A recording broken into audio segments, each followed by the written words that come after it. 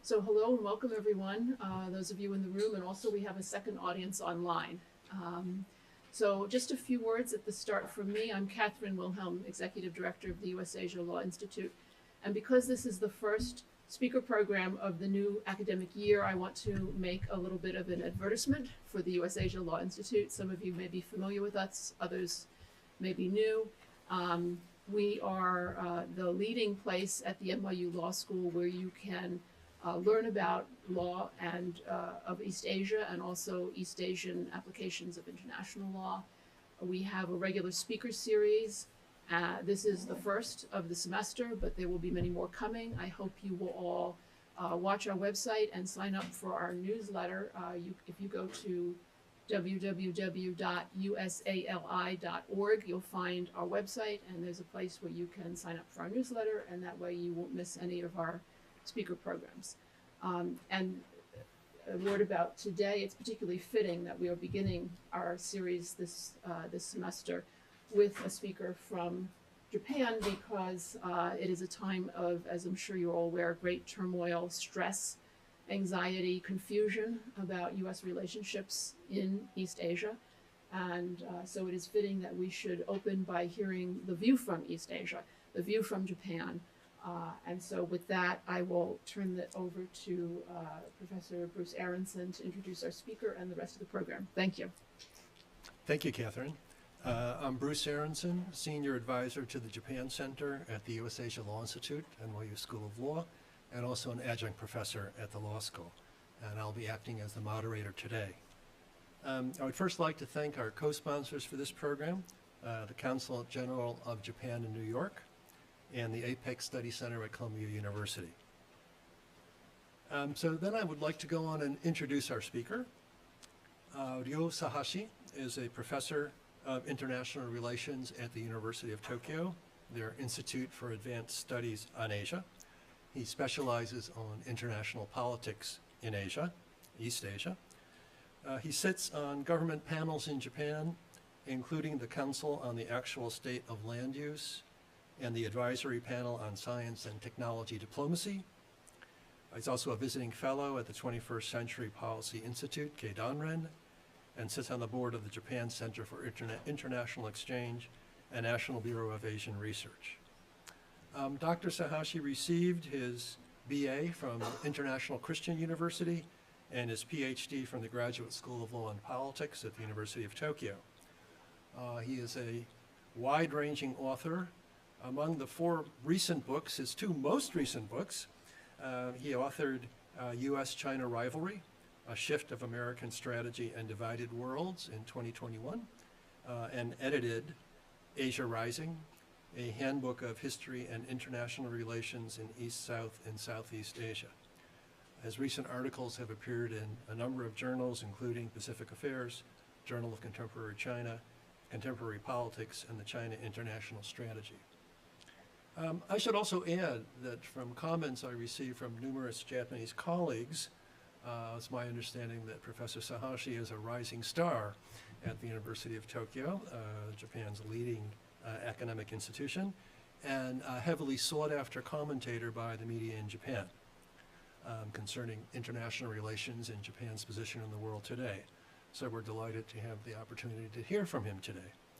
As Catherine mentioned, we live in uncertain times with many challenges of long-standing norms, both internationally and domestically.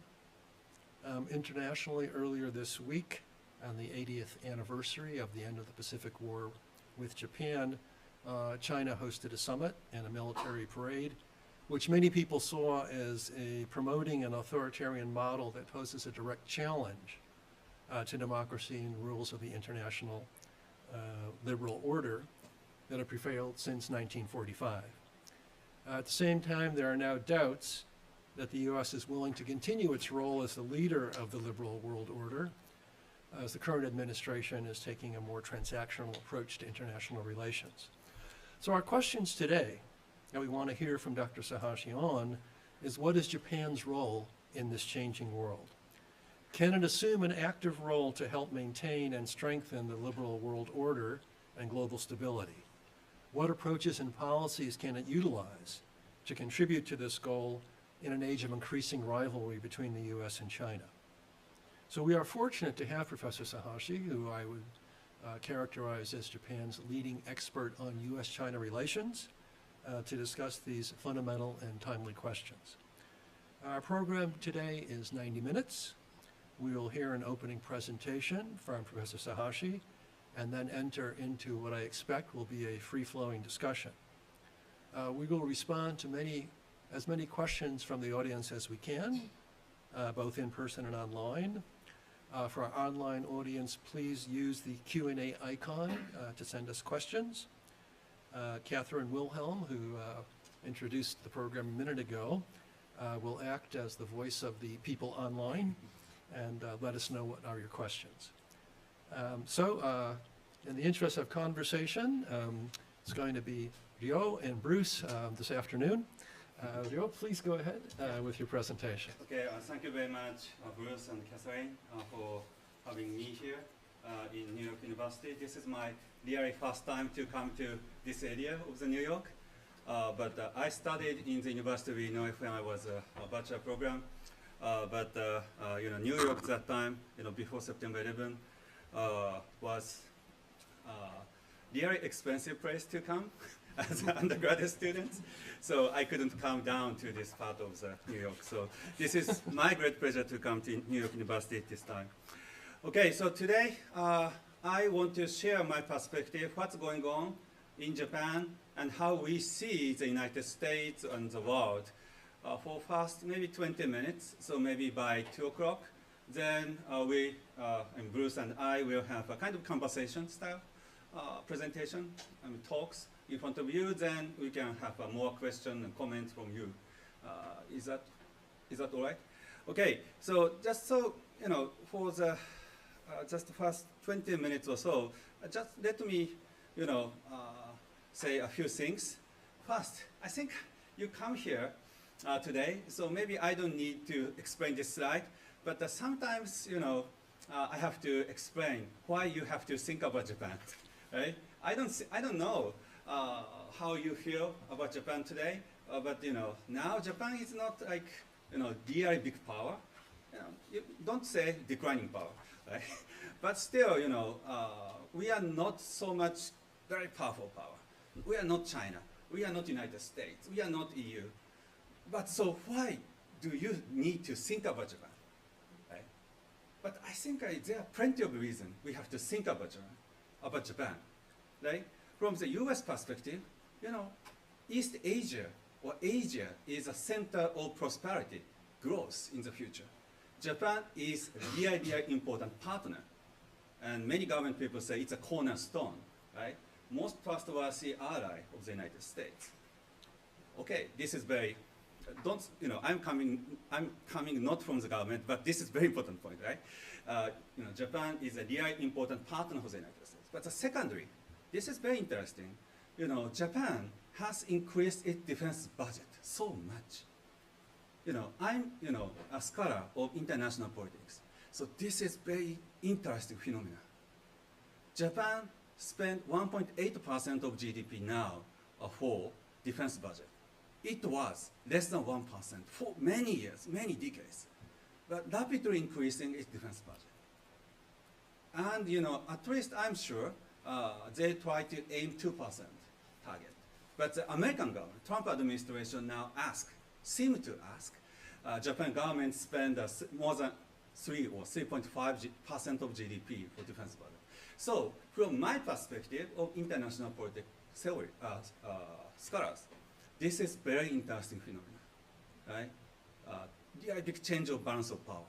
Of course, China has risen, and China has spent a lot of money to defense budget last 20 years. US also, other country in Asia also, but Japan also start to be a really important player to change the balance of power. Not only in military sense, but also in diplomatic sense and in economic sense. So this is very interesting point. And the third point, why we have to think about Japan is, now international order after the war and also after the Cold War start to change. And many people start to say, middle power, not United States, not China, start to have more roles in shaping the international order, international legal order, international economic order, right? So we have to know, how middle powers like Japan, UK, or EU, Australia, Korea, start to think about international order. So these three reasons are why the things I believe we have to know about Japan. Right? And this is a little bit beyond today's topic, but also I want to say, Japan is a really interesting, from domestic political perspective. First, as I say, Japan started to increase defense budget. Why possible? I mean, why and how was it possible? Right? Every country tried to spend money for social security, education. Right? Nobody wants to pay more to military, especially in democracy. But Japan did it, or has done, and maybe will do, for the future, towards the future. So this is very interesting question. Why and how Japan succeed in increasing defense budget? And second, domestic political perspective is rise of populism. I don't want to spend much time for this today, or at least in my initial presentation, but if you have any question, Bruce and others, just raise a question to me about the populism of Japan. You may know Europe, EU countries, and UK are already experienced and suffered from a rise of populism. Finally, Japan started to suffer from a rise of populism and populists. This is a really new situation, and I don't know, my country is going now by this new wave of politics. But this is also a very important reason to think about Japan. Okay, so from here, I cannot answer all questions, but I just want to say just three things. First, how I see the world today. Right? So this is what happened this week. Right? You are familiar with this photo, right? I say welcome to the new world, but actually my initial slide, I say this is a world of gangs. But because this event is sponsored by my government, so I changed the the subtitle of this slide. So welcome to the new world. But anyway, so everybody. Not everybody. I know. If you know everybody's face, you are simply very interesting guy. But still, real center figure is Mr. Xi Jinping. And on the left is, of course, President Putin. And that's fine. But, we are really surprised. Why Kim Jong-un is in the first row? Oh, North Korea is that big country? Of course, no. But for China, as the host of this, parade and event, Mr. Kim Jong-un was very important, right? So the first row was taken by three leaders. And then, the leaders from Central Asia and also part of former Soviet Union, so many leaders, went to Beijing to celebrate 80th anniversary of the war against Japan. But anyway, maybe you never realized there was one Japanese over there. Right? I don't know, I can show his face here, but on the real back in the center is our former Prime Minister Hatoyama. So yeah, we have one Japanese here. But anyway, this is a new group, a new grouping of the leaders. Of course, this is not the fact. Everybody agreed to transform international order. Right? This is not. They gathered, but their interest, their vision of the international order, still very different to each other. Right? But this is very important. This photo was taken, and this will be reminded in the future as a really important cornerstone or turning point of the world. Right. So many countries, gather in China and, and decided to join this parade of the leaders. They didn't hesitate. Of course, India was not there, but they didn't hesitate. This is very important. They accepted, these leaders accepted to be here. This is not, they decided to create another international order or another G7 or another, pillar of power like the United States. No, but still, it is very important to know. We are now start to see really big change of patterns of behavior among nations. This is a really new patterns. So I think that we have to admit we are now see the real end of the post-Cold War order. What is the definition of post-Cold War order? First, United States was unipolar, or at least very big power, dominating power. And second, in the post-Cold War time, we believe regional integration, such as EU and ASEAN, was a really important futures. But now, EU start to disintegrate itself. Right? And third, very important factors of the post-Cold War order was China and Russia agree to underpin the international order. So all three elements surely ended already. Right? United States is, of course, don't take me wrong, US is very important power in the world, and US is still very distinguished. But its intention or willingness to exert its power has changed. At least we cannot say US is same to 30 years ago, right? To shape the international or to cooperate with other countries. Like for, I don't know, in any sphere, like for trade, free trade, or global governance, or regional integration, peace and security in many conflicted areas. United States start to give up its role as dominant power, dominating power. So we have to admit, for sure, this is real end of the post-war time. So is this the end of post-war order after 1945? It is more debatable, right? It is debatable because US and European powers and Japan are still united. US dollar is still most important currency in international trade. And American companies, multinational companies, are really important driving force in globalization.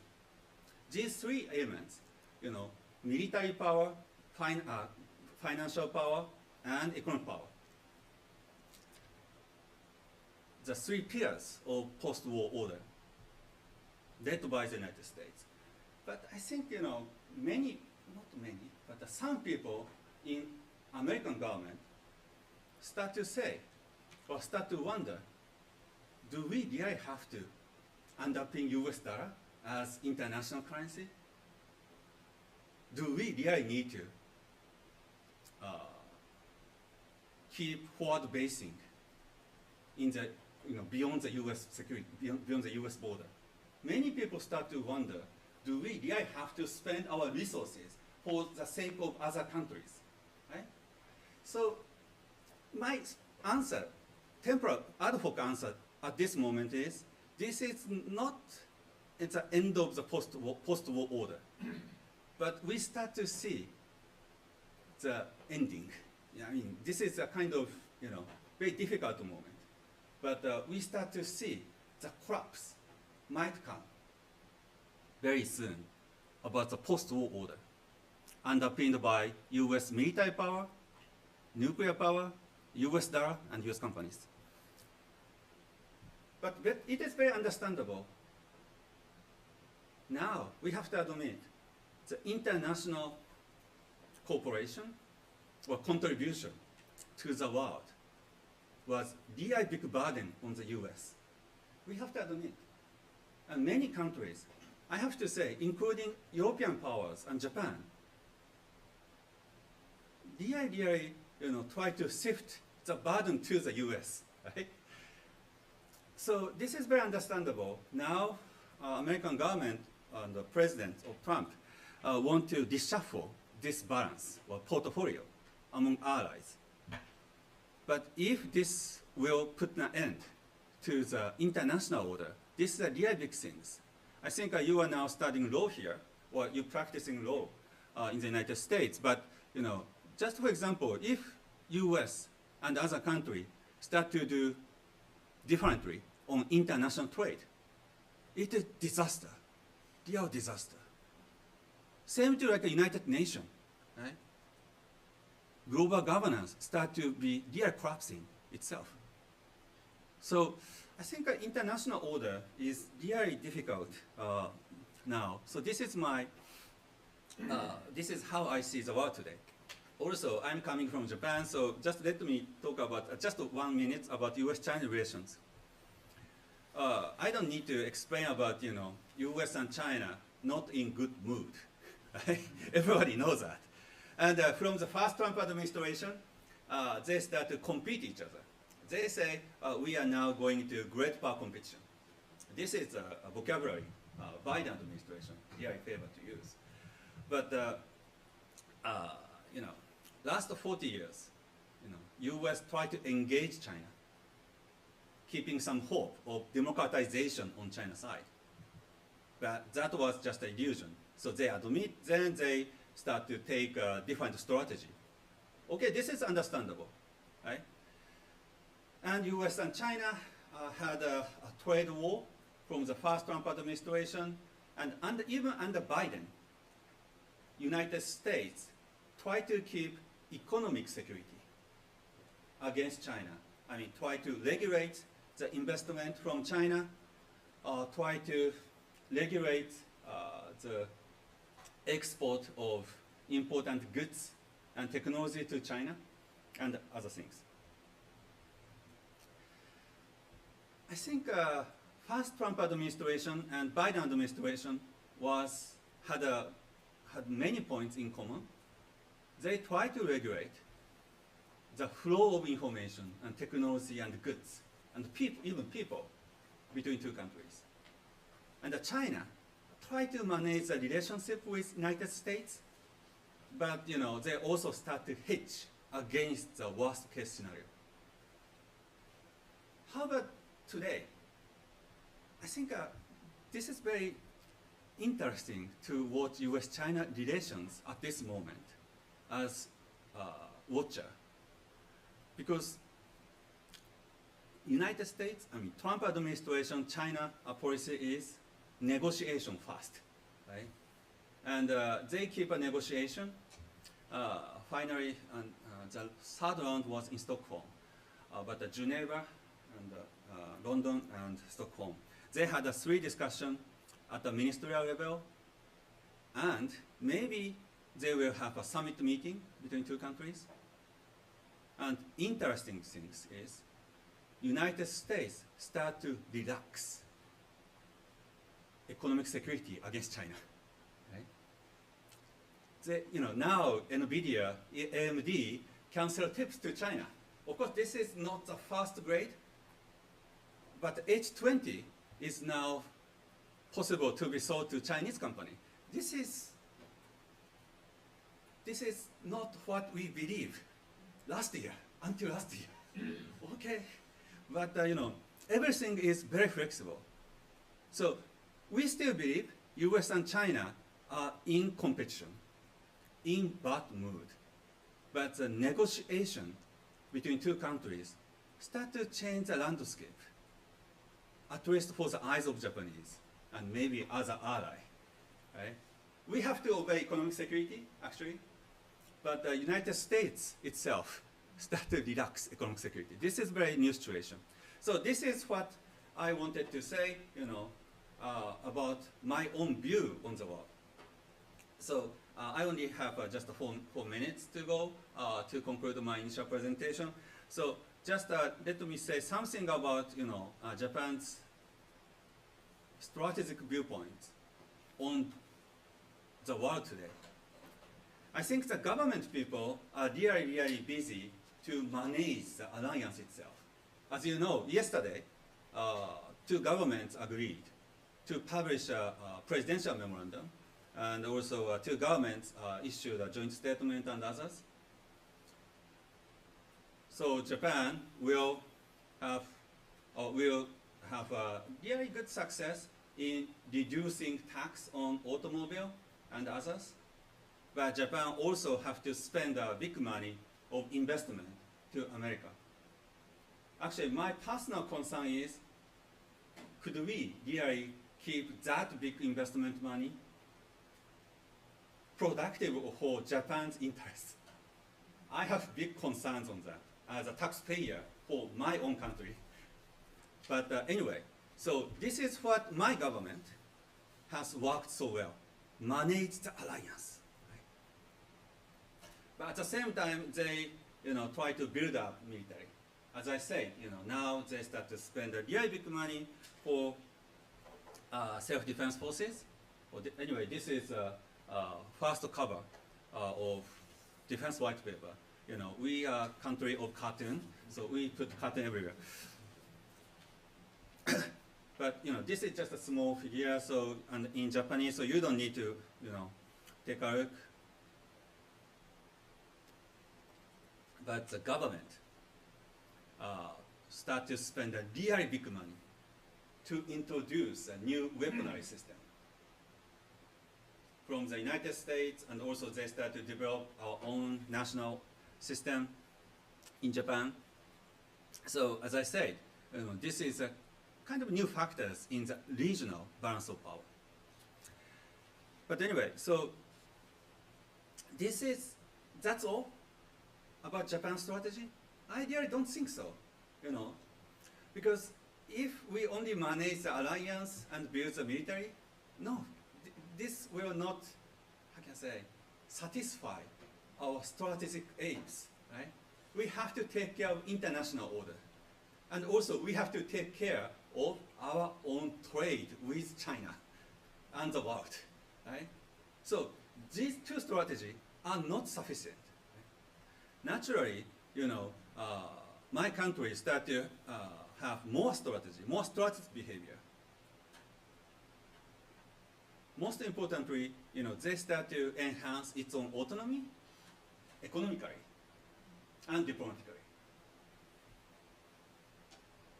This doesn't mean, Japan has given up the United States. No. US is still a really important partner for Japan. Or I have to put it differently.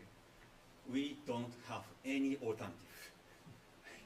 No alternative in strategy. If somebody start to say, no, we have to give up United States, or this is plan B, right? Independent scenario. Right? Or plan C, bandwagon with China. But I don't think plan B or C are seriously taken in Japan today. But plan A, just manage the alliance or relationship with the United States, build up its own force, might not sufficient for a purpose. So what Japan has been doing is increase friends. You may read internet news or something. Just last weekend, United Kingdom aircraft carrier came to Tokyo Bay. This is first time. CMS Prince of Wales, and they had an event, a big event. 400 people gathered in a in the aircraft carrier. And it was a symposium like this. And this is me on the left. But you know, it is very military event, but I was there. But you know, as you can imagine, UK or Australia, you know, these countries start to be like a really supplementing force or forces to Japan. South Korea, maybe, you know, President Ichemyon came to Tokyo and then came to United States.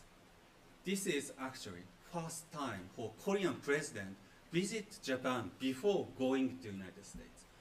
So I think many people, not only Japan, but many middle powers start to realize this is a really important moment.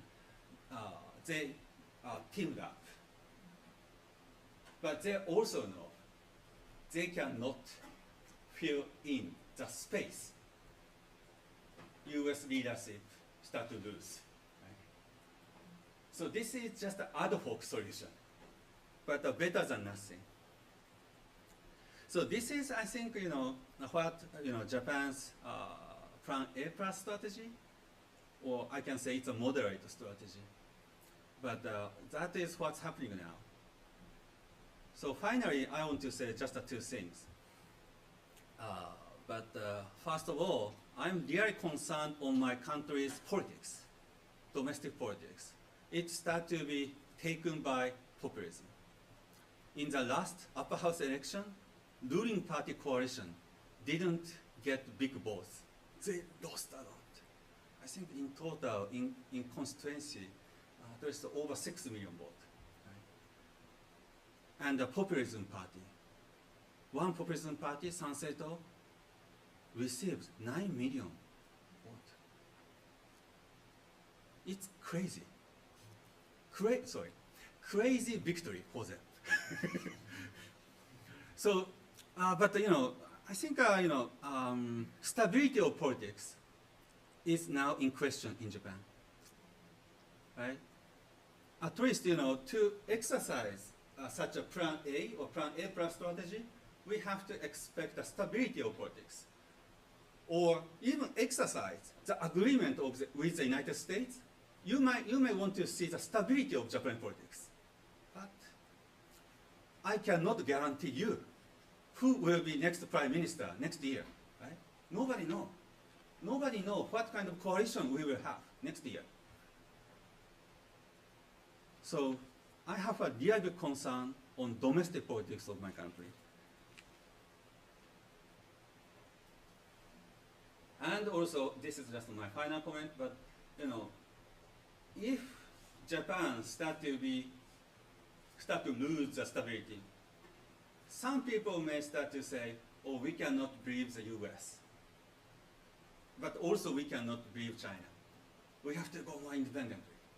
So I think this is the situation I personally really worry so much.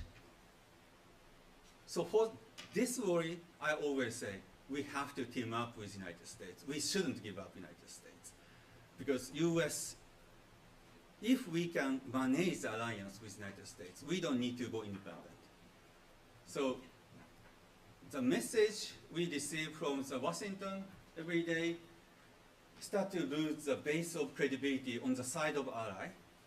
But you know, many countries, including Japan, sensible people, or you know, realistic people, try to defend their position. U.S. alliance with U.S. is the most important and indispensable option. But you know, if U.S. and ally really lost the basis of credibility, I think many countries start to go more independently, and the world will be really jungle of politics. So I think that is my concern. And thank you very much for listening my initial remarks, and this is the end of my initial remarks. Thank you.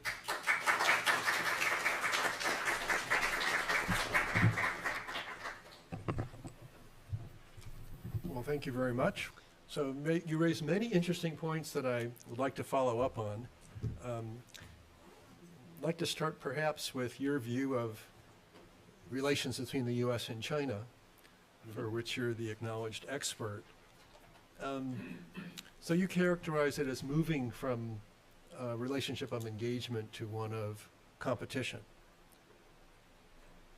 I've always wondered or thought that there might be a difference between the U.S. approach and Japan's approach on that, and that my sense is in the U.S. people seem to think that it's possible, it's practical to disengage from China, even though we also have important economic and other relations. And my sense has always been that in Japan and also in Korea, people have a different view, at least with regard to economic relations, that China is not only an important supply chain source, but more importantly, it's an important end market for goods and services for companies from Japan and Korea.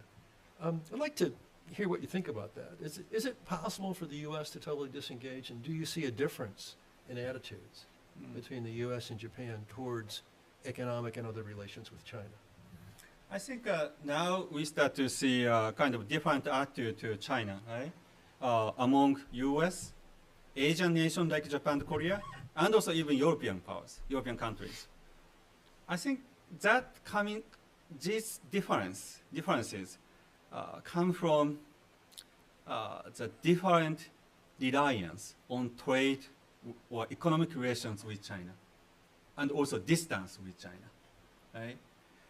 And I think for Japan, South Korea, ASEAN countries, or even Taiwan, China still provides opportunities economically. And there's no reason or no legitimate reason to give up such a big opportunities of regional economy or global economy. Right? It is very difficult to put an end to the whole structure of economic interdependence in Asia and also in the world. Same for European countries. They really want to keep the economic engagement with China, like Germany, like UK and France. And I really don't think, but compared to European countries, Asian countries also know, we really have to keep our security eyes on the trade and economic relations with China. And European powers ignore security perspectives in most sense, but still, European powers and Asian powers are in common, to believe engagement or keep relationship with China economically are really important elements in the global economy. But I think maybe most American people don't believe, real perfect decoupling is profitable for United States, right? Maybe, many people simply argue partial decoupling should be important for American and international security perspectives. And I think, if that is true, maybe we can find a common ground between two countries. But from here, we always, wonder which voice we have to believe from the United States. And, some people really discuss about the perfect decoupling Chinese economy. This is, this cannot create common ground, right? But they argue, we have to, right? Disengage and decouple Chinese economy. So I think if that, we only listen to that message, we cannot find the common ground. But I think in practical sense, I think US government and Japanese government, Asian governments, and even European governments, share a lot of common. And they know, there is some sphere we have to disengage. There is plenty of rooms we have to cooperate, and even with China.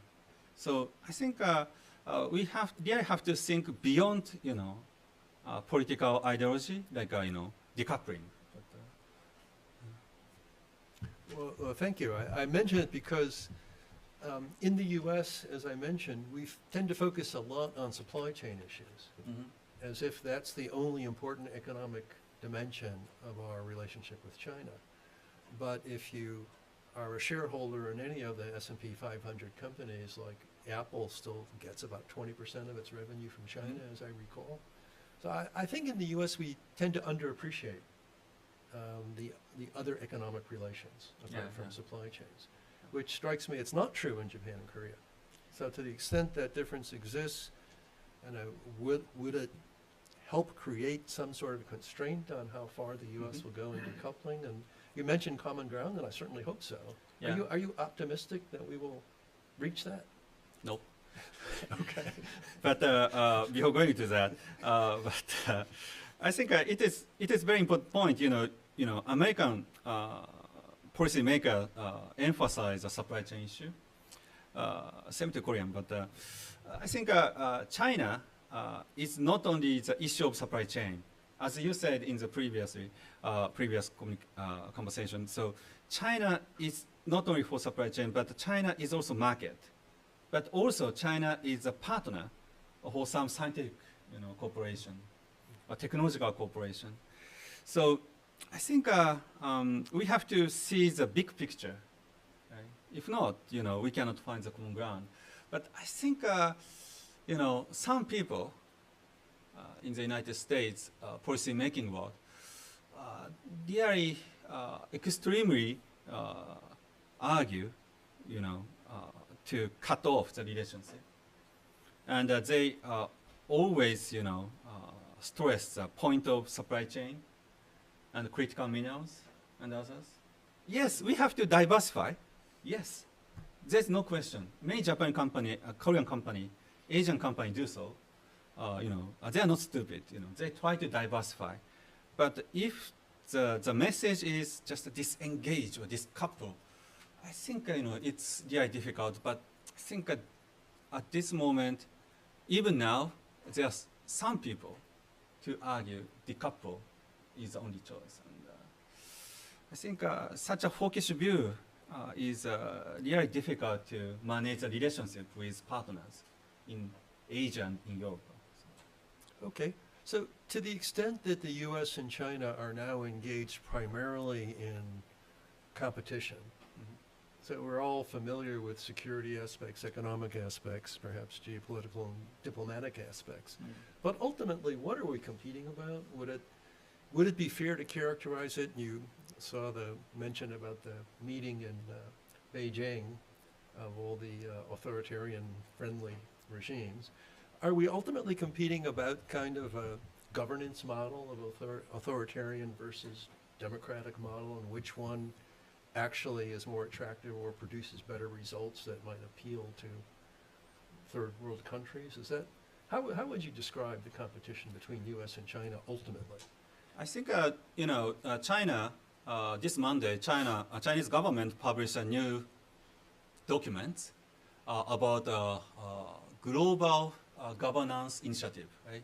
GGC, Global Governance Initiative, GGI, sorry. So this is the fourth concept. Other three concepts is global civilization initiative, global development initiative, global security initiative. So, Chinese government start to provide many new ideas about international order, but they never said this world should be based on autocracy. They never say that, right? What they say is, UN system, international law are really important, and no interference to domestic affairs is the most important concept.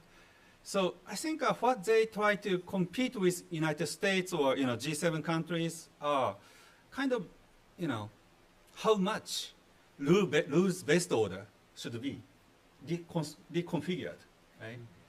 And for them, for Chinese vision, this should be rules-based order, but very say level 1, right? But G7 country try to go level 10, right?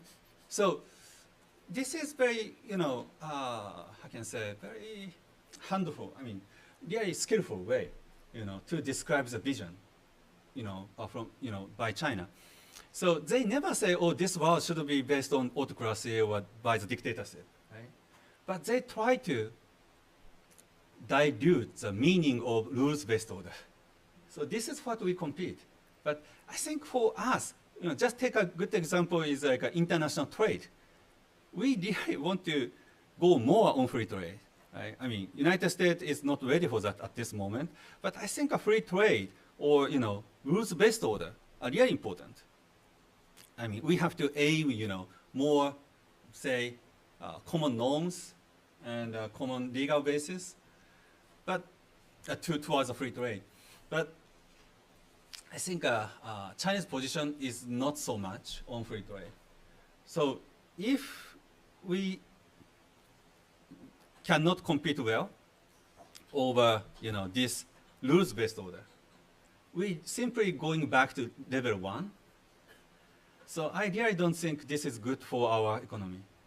And same can be said for other things like global governance, and others. So I think what we really take care is, even without strong initiative by the U.S. government, we really need to protect rules-based order.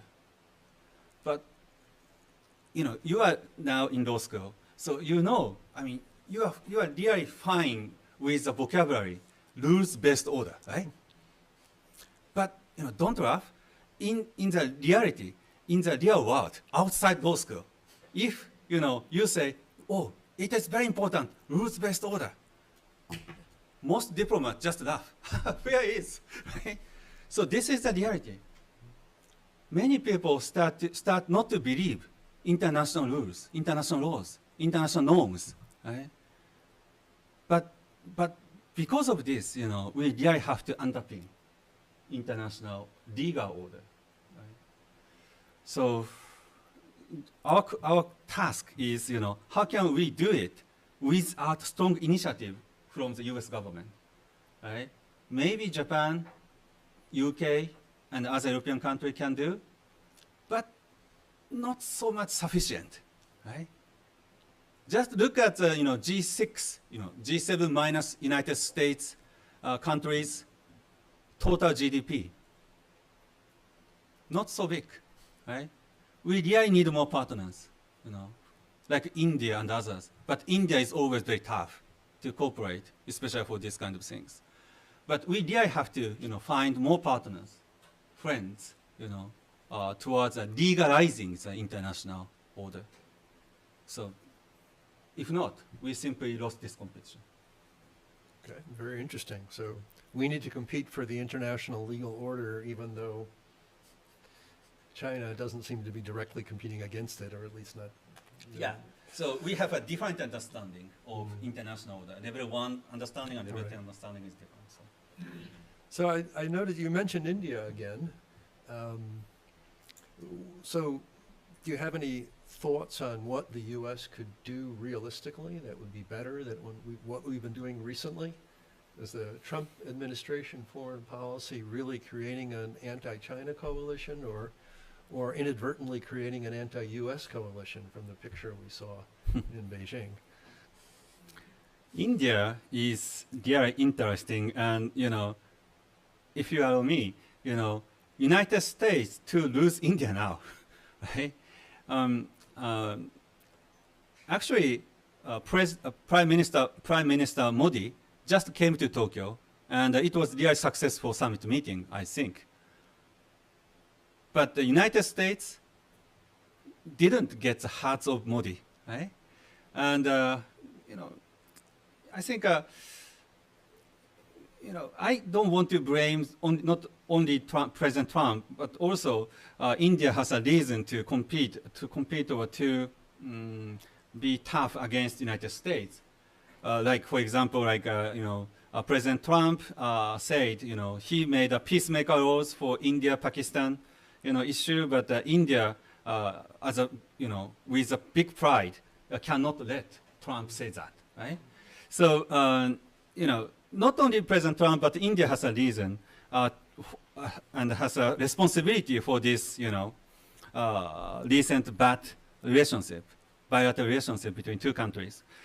But I think coming back to your original question, I think it is very important for two countries to come back to the normal track, and it is not healthy to impose a secondary tariff on India, because India is now getting oil from Moscow, from Russia.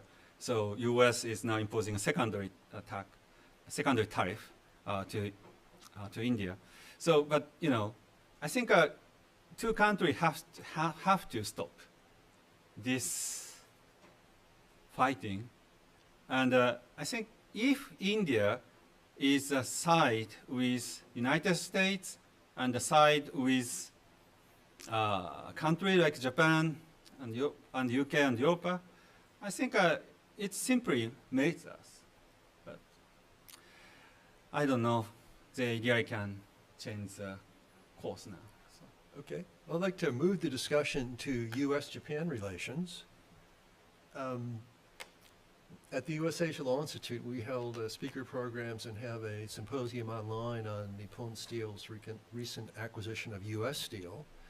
And during the course of that transaction, there were numerous criticisms that the U.S. administrations, both Biden and initially Trump as well, were treating Japan, our most important strategic ally in Asia, the same or worse as they were treating China, our biggest competitor in Asia, completely separating out security, diplomatic, strategic concerns from economic concerns and investment. Do you have any thoughts on the relationship, or what the relationship is or should be between kind of security concerns and economic concerns? Because recently in the U.S. there's criticism that those two things don't seem as related as they used to be. I think it should be, security relationship with United States should be different and separated from the issue of economy and trade, right? This is kind of common understanding in Tokyo, right? But I think, but also at the same time, they believe, if we make agreement with United States over tariff, United States might not be so tough on Japan, even in security sphere. I think now everything start to mix up, and too big pressure on Japan about the increase of defense budget, and according to Japan's government, this is not true story, but as you may know, Financial Times carry a story in June, and according to that, the July meeting between two countries at the defense and foreign minister level canceled because the U.S. side requested Japan government spend 3.5% of GDP to defense. Even after that, in July and August, major newspaper in Japan carry a news. U.S. government have big frustration about Japan on defense budget. They cite some senior official in Pentagon have frustration on Japan's defense budget. So I think, like June, July, August, this is the timing, when Japanese government start to make a good agreement with the United States on tariff. But, that doesn't help us. That didn't help us, So this is a really big concern on Japan side. And so this is first thing. And the second thing is, I think, about the tariff or even Nippon Steel issue, I think there is no serious, say, special treatment for ally. How can I say? I don't know. But there's no bonus. Right? Actually, ally are really in weak position, against the Trump administration. So they know, they're ally. So they will try to manage the relationship. So, Trump administration always come to Tokyo, Seoul, and other countries very tough, not like to China. So, as I said, just yesterday, the two governments made an agreement, and the presidential memorandum will come out, just came out, and it will be ineffective very soon, and joint statement also came out. But I really don't think that was a good deal for Japan. Right? It's a good deal for the United States. Can we say, frankly, it was a win-win situation? Look at the investment clause between two countries. I don't think it was a win-win situation, and we still don't know. Japan will have to say no to the U.S. decision about the investment. So I think the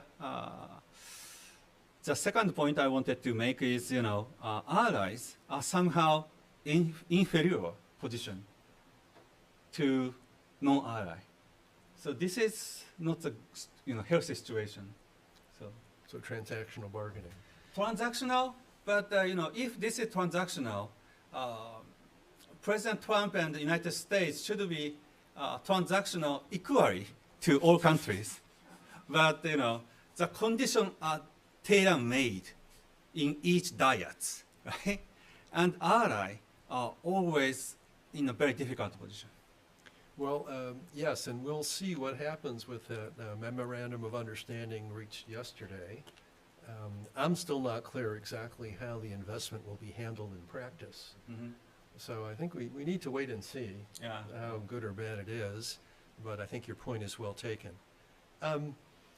Let's spend the last few minutes talking more about Japan, domestic politics, and its actual policies. So Japan's defense or security policy started changing direction during the Abe administration. Mm-hmm. And then you didn't get to it in your presentation, but that direction was speeded up or intensified during the Kishida administration, which Mm-hmm. I think was something of a surprise to people in the U.S. Mhm. He's from Hiroshima. He's not known as a security hawk, or wasn't known. And then going forward, we have to wonder what will happen. Mhm. Current Prime Minister Ishiba was a former defense minister. So you talked about different ways in which Japan could be proactive. Mm-hmm. So to what extent would a more proactive policy be supported domestically Mm-hmm. by political parties or otherwise? Mm-hmm. I think that's a question, to what extent is that a constraint on Japan's options? Mm-hmm. There used to be a very strong political base for Prime Minister Abe, Mm-hmm. gradually weakened, and today we're not sure Mm-hmm. exactly where the Prime Minister's position Mm-hmm. is. So we presume that would have some effect Mm-hmm. on your available options for security strategy or geopolitical Mhm. strategy. I think, like Shinzo Abe, who was a prime minister for Japan, 7 years or so, and then Suga and Kishida, these three prime ministers try to, maintain Plan A strategy, as I explained. Maybe they try to Plan A plus, right? They try to expand the role of Japan, and they try to contribute more to underpin the international order, rules-based international order, even before Trump administration. So it was really interesting, Kishida, as you say, dovish prime minister, made a big change of domestic security policy. But he wanted to survive in politics. And for that, because Japanese population, voters, they want to see more robust security policy. President Kishida, to survive in politics, he, agreed to go more to defense, in defense.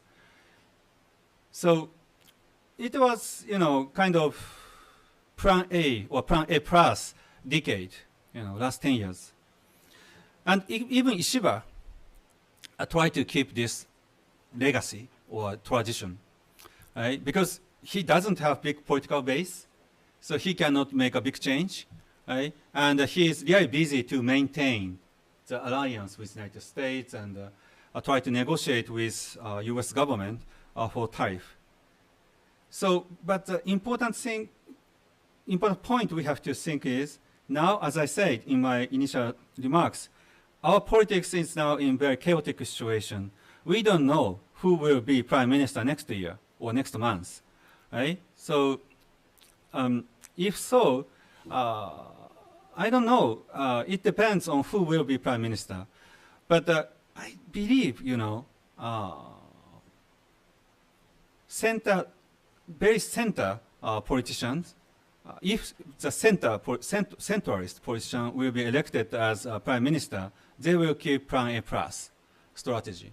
Like Shinjiro Koizumi or, Chief Cabinet Secretary Hayashi and Financial Minister Kato, these people will maintain the strategic perspective I explained as plan A or plan A plus. Some other politician might go to more, hawkish position. And for them, to be proactive in diplomacy means to have more autonomy or even independent position. I really don't think at this moment politicians will think seriously about nuclear option. But I cannot say that within 10 years the situation will change or not. For sure, maybe situation will change after 5 years or 10 years about even nuclear option. If hawkish prime ministers continue to keep the power base with a new coalition in Japan politics. So this is a really excellent question. So what is the meaning of proactiveness, right?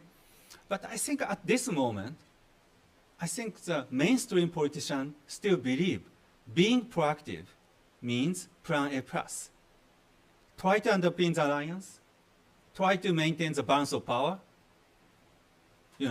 Even we, spend more in defense budget. China spends far more, so we cannot match.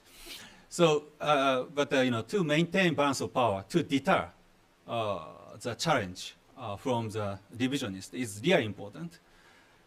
And also to underpin the international legal order and trade order, economic order is really important. So I think such a mainstream consensus should be maintained in coming years. But as I said, I have a lot of worries about the rise of populism. If populist party will join the coalition, coalition of the ruling party, I might be wrong. I will lose my confidence in what I said. Right? But if the LDP and Kome coalition will find a new coalition from not the populist party, I think they will be able to maintain the proactive position as I explained. Well, thank you. Actually, I'd like to talk about Japanese populism, but I also want to open up the floor to questions. So maybe one last question. We mentioned India. Do you view Japan as being sort of a bridge to the global south? Do you think Japan has a special role that the United States will not be able to accomplish readily with respect to emerging markets or the global south? I think, this is very interesting question, but, Japanese government try to do more with global south, needless to say. And the government recently holds a meeting, TICAD, T-I-C-A-D, TICAD meeting with African countries. And the Prime Minister made a big vision to connect Indian Ocean to Africa, right? It's a really big vision. And that's, Japan is still really big, provider of official developmental aids. So I think Japan will have more roles and presence and influence in global south, and I always encourage my government people to spend more. Not only money, but also the human resources for global south. But it is a little bit different, Japan can make a bridge between United States and global south, right? Because, because what is being questioned is U.S. willingness to walk the bridge. Yes, maybe Japan can do more with African countries and especially and also ASEAN countries, global south, very important countries. But is U.S. ready to walk the bridge? I don't think so. So, yeah, this is a really tough situation today. Yeah. Well, thank you. As I mentioned, many more things I'd like to ask, but I think I'd also like to have discussion with our audience, both in person and online. So let me open up the floor for questions here. Professor Alvarez, please. I'll take up Bruce's inquiry. What is Japanese populism? I'm still trying to figure out what America First means, even in the U.S. Is it a version of Japan First? Is it isolationist, hawkish? That is, if the worst outcome, as you describe it, is a populist takeover, what does that mean? Is it likely to be completely dependent on who the person is, as I think America First is with Trump? Or does it have more coherence than that? As I say, is it isolationist? Is it anti-immigration? Is it hawkish in the sense of pro-nuclear? What is Japanese populism? We have a few populist party now in Japan. One is Sanseito, a Sansei party, which is very new in politics, but they won less than 20 seats in the last upper house election and received 9 million votes in a constituency and 7.5 million in a proportionate system. And the other party is Nationalistic Democratic Party, Kokumin Minshuto. And also we also have a Japan Conservative Party. But let me focus simply on Sanseito, because Sanseito is a party to say Japan first. About Sanseito, I think they are really xenophobia. They have xenophobia. They don't, that is a kind of power base, They always say we have to put Japanese people's interest in front of us, in front of politics. But, what they really want to say is, kick out foreigners from. So, but interesting point of Sansei Party is they are not so much radical in foreign policy, right? I really don't think they really want to cut off the relationship with the United States, right? So, and they are not like isolationists in that sense in foreign policy. They are more, I think, at least for my eyes, I might be wrong because I try not to watch YouTube of Sanseito, or even TikTok and others, right? So I might be wrong, and there are plenty of opinions even within the party, right? But I think, on foreign policy, they are not so much radical, right? And that their target is more domestic, policy and the inclusion of foreign immigrants and workers into Japan society. So I think in that sense, Japan First is not equivalent to America First in that sense. I should also mention that up until this year, when we discussed the success of Japan in my seminar, Despite Japan's low economic growth rate for a long period of time, how come they seem to be doing okay? I have informally put forward the theory of affordability, that what are the important things you need for a good life, and if you define them, for example, as housing, healthcare, and education, could have other definitions. All of those things have been readily available to Japanese people despite very low economic growth rate, I'd say much more so than people in the US. So up until this year, that was my theory as to why we didn't see any right-wing populists in Japan. But after hoping for inflation for 20 years, they finally got some. Economists like it, no one else does. Price of rice has gone up how many times now? It skyrocketed. Most basic, food that people in Japan eat. So I think perhaps as in the U.S., cost of living has been a very large factor in the rise of populism. I think which would also help explain why they're not perhaps as foreign policy oriented as some people in the U.S. might be. I think, but yeah, I totally agree. But a very interesting point in the last upper house election is economic issue, like inflation, was not the main driver, for voter to decide, which party or which candidate. It was very interesting, and how can I say, left populism. We have one party, Reiwa Shinsengumi. So of course they got more votes, from the last upper house and lower house election, but still, not a big victory, right?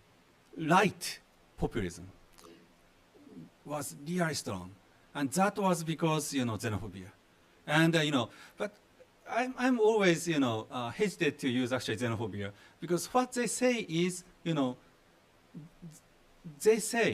are saying this is unfair. Don't spend money for foreigners. Spend money for Japanese, right? So, and don't give the opportunity for foreigners. Give opportunity for Japanese. This is what they want to say. They are not, so much against, foreigners. They simply want to get the opportunities, money. So I think but somehow left populism message didn't reach at these people, and right populism reach at voters, and they got like a 9 million votes. So. Yeah. I also just feel obligated to mention that the right populist statistics they cite in favor of not giving so many opportunities to foreigners are completely wrong. In fact, foreigners statistically use much less health welfare services, have lower, not higher crime rates.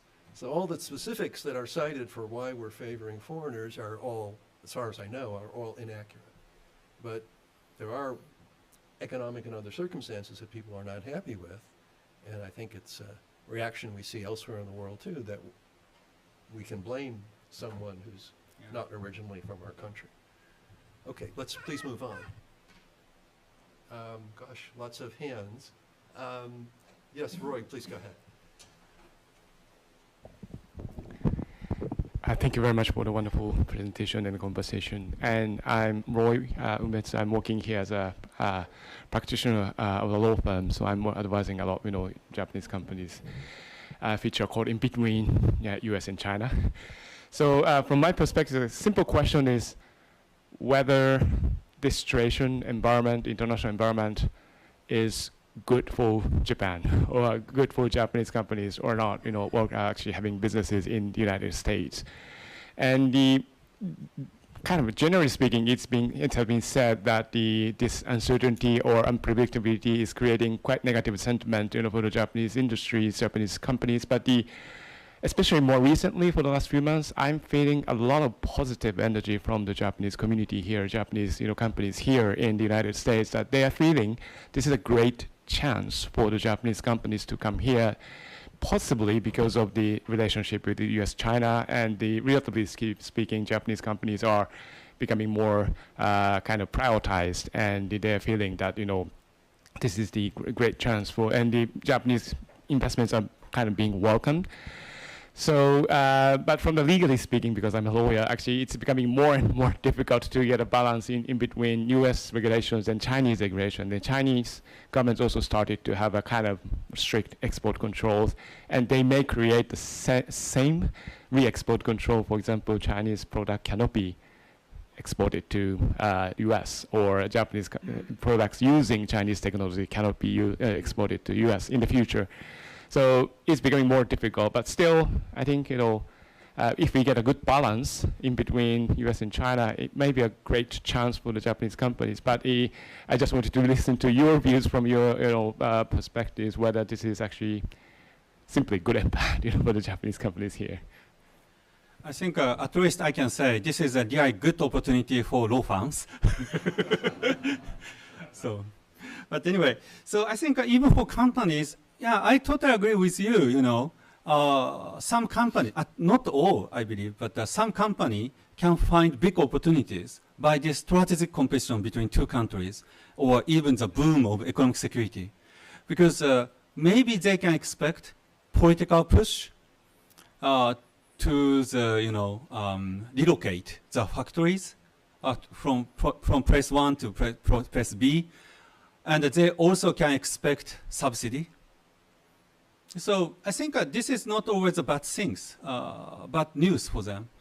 So I believe many Japanese companies still show big interest in coming to United States and making big investment, right? So, but as you say, this is very difficult situation, legally for many companies, because they have to comply the rules by the United States, by China. So this is a kind of, say, too much rules, in the world. It's a kind of, of course, Professor Bhagwati made a different meaning, but this is a kind of spaghetti ball, right? And many rules, came out, and many companies and law firms have to find out, right? Or this region, or for this region, right? This is not globalization, right? So some company actually in Japan start to have a regional strategy, region-tailored strategy. Right? So in Europe, they have this vision, this plan, strategic plan. In American market, this plan, and Japan and Asia market, this plan, right? This is not globalization, and this is additional cost, right? And even for economic security, they have to pay a really big money, not only to law firm, but also to consultancy, and also a risk analysis company. So I think it's a really big additional cost. So I think in the big picture, I think this is not so much good for company, I want to say. Yes, please. Yeah.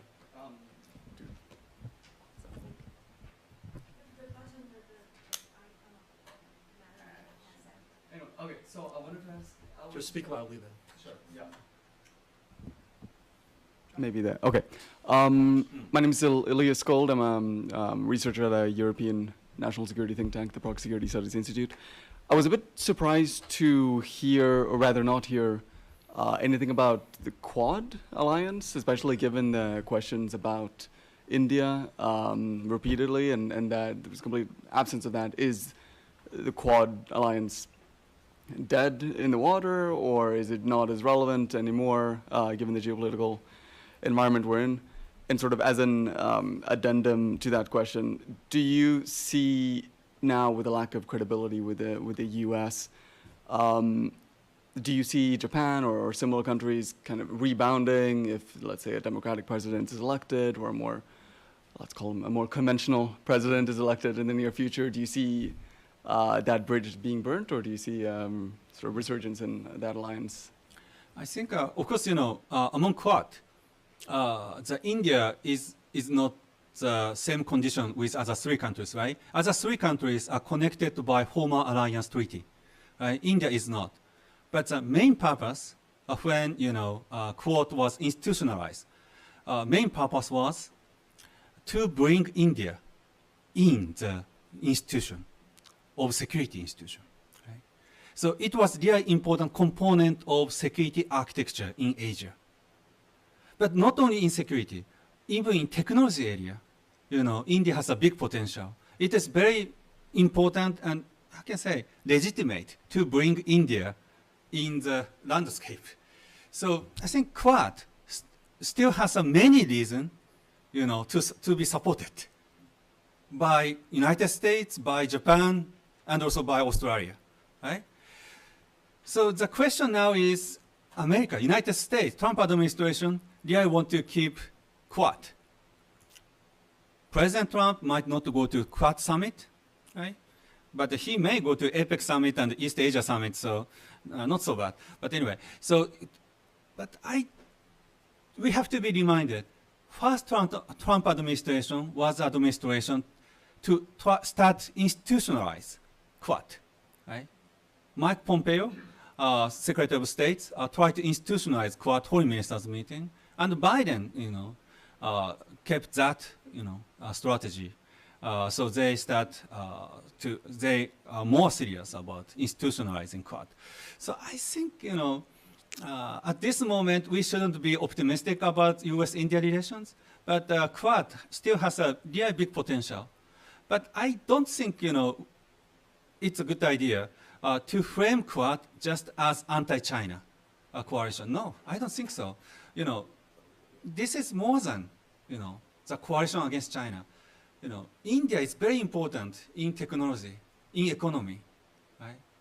So I think because of this, I think Quad should come back, or not dead actually, but we'll have more reason to be developed. So. Thank you. I thought I saw one more question. Please, go ahead. Yeah, I'm Konstantin Ahles. I'm from Germany, so I got the European perspective on it as well, and I feel like for quite some areas there are similarities between the feeling of getting caught up in the competition between the US and China. So from my perspective, we talk a lot about autonomy in Europe as well, but to some extent I feel like it's used as a shield to encourage some protectionist behavior or politics again. So I'm a little worried that economic statecraft is not exactly limited to pursuing national security goals from a European perspective. So maybe you could give me some insights on the Japanese take on economic statecraft and national security issues being used to limit trade with China. I think in the last, security is more important, right? So it is very difficult to pursue economic statecraft without security context, right? So, so I think in that sense, we have to realize,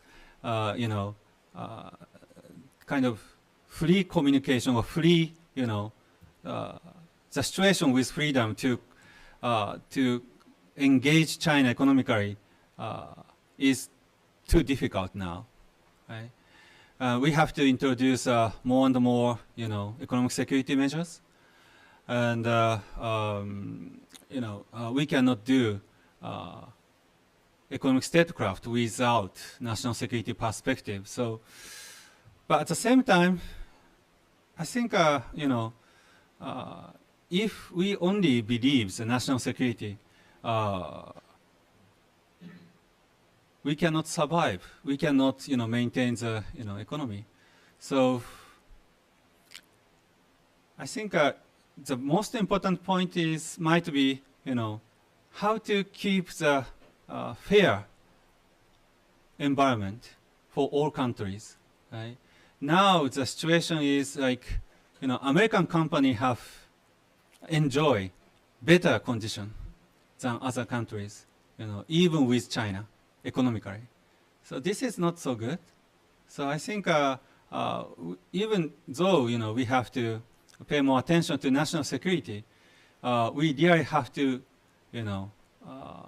recall American governments as other governments, every country, every companies should be in the equal, fair condition to engage China and even other countries economically. And that is the things, I wanted to stress. Thank you. Catherine, do we have a question or two from our online audience? Yeah, what I'd like to do, there's a number of questions from the online audience. I'd like to give you maybe just a couple all at once, just in the interest of time, and then you can try to answer as much as you can in the remaining minutes that we have, which are few. So the first one is, to what extent are there voices in Japan advocating that Japan should be closer to China and move further from the U.S. in the direction of China? How much is that a phenomenon, is the first question. The second one is, in light of this whole geopolitical landscape globally, how can Japan and South Korea collaborate to strengthen regional cooperation in East Asia, maintain the stability in East Asia? Can they collaborate? And then finally, we have someone from Canada weighing in. Canada is another ally that has suffered somewhat, in the trade wars and in the other pressures from the United States, wondering what would be in Japan's interest. I think the meaning is, as a Canadian policy, what would be in Japan's interest? I'm understanding this question to be, what would Japan like Canada to be doing? Okay, thank you very much. And about the first question, I really don't think it will happen. I mean, to make a bandwagoning with China, or to make a really big moves towards Beijing, to replace the presence of United States. No, it will not happen, right?